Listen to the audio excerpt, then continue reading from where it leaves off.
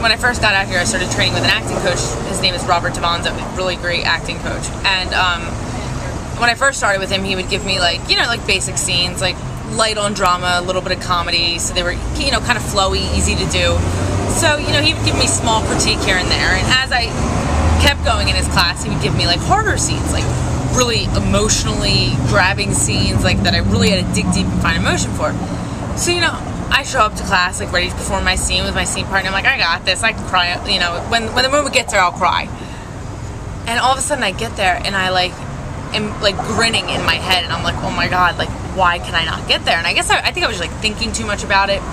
So he tried to do this exercise that apparently he had done on so many people in his class prior to me. Marlon Brando? No. And it had always worked. And what it was is that he does this thing where he makes you write a verbal letter to someone you love, and this whole thing, and he tries to like pull your emotion out.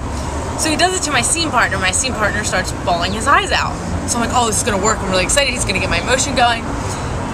And I couldn't stop laughing. So I think that I do have a little bit of like a wall up sometimes when it comes to like grabbing too deep of an emotion. And I think that there's certain exercises in acting that are created to help you with that. We ended up doing an exercise after, and it did work. But, and maybe just repetition, like muscle memory. You get emotional memory, and you just draw on it when you need it.